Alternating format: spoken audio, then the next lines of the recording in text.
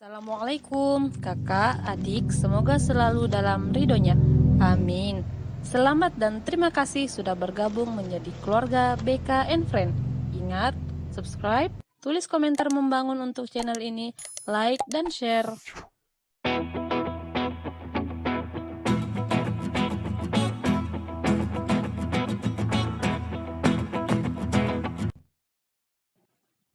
Masa pandemi mengharuskan siswa belajar dari rumah.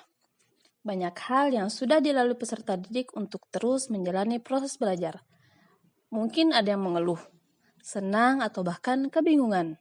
Dan tentu semangatnya perlu dijaga juga. Tidak hanya guru yang berpikir keras untuk mencari ide bagaimana memberikan materi dengan lebih baik. Namun, siswa juga perlu mencari ide kreatif agar belajar di rumah tetap semangat.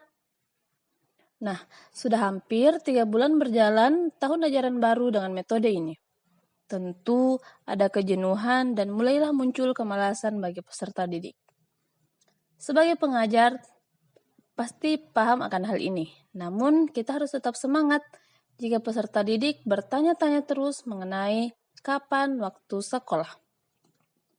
Pak, kata teman saya, Senin ini sudah bisa ke sekolah ya?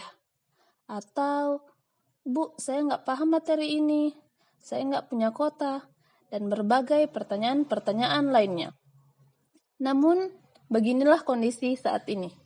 Kita tak dapat dipungkiri, guru dan peserta didik perlu menerima dan terus menyesuaikan diri dengan lebih baik. Oleh karena itu, BK and Friend akan memberikan tips lingkungan ternyaman saat belajar. Stay tune ya, nonton sampai habis dan klik tombol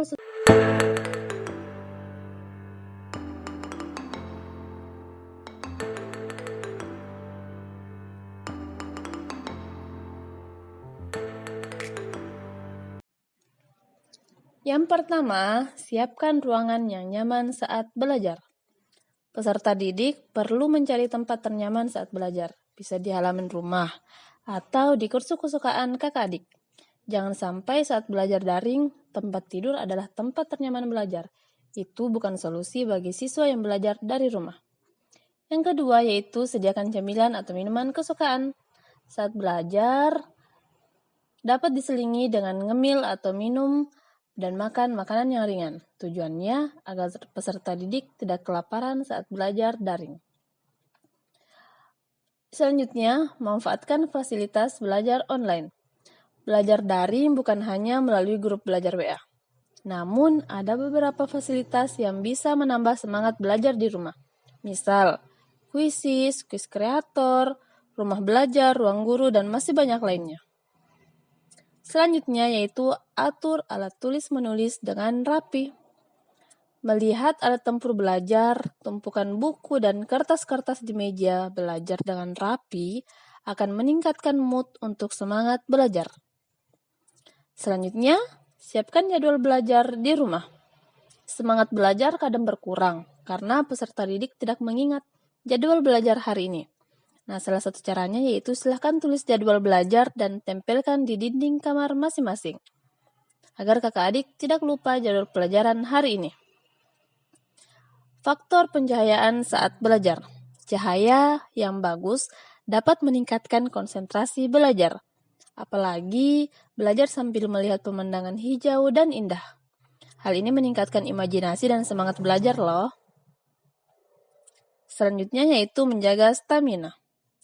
Belajar daring tak dapat dipungkiri tugas akan semakin menumpuk dan pekerjaan peserta didik di rumah tentu lebih banyak mencatat.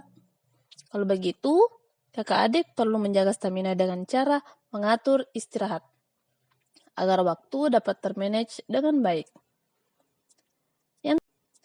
Yang terakhir yaitu chatting bersama teman mengenai tugas atau materi hari ini. Belajar daring mungkin saja membuat peserta didik jenuh di depan handphone. Nah, untuk menghilangkan kejenuhan tersebut, setelah jadwal belajar daring, kakak adik bisa chatting atau video callan bersama teman-teman. Nah, sistem belajar daring bukan alasan sehingga produktivitas kakak adik menurun. So, tetap semangat, jaga stamina dan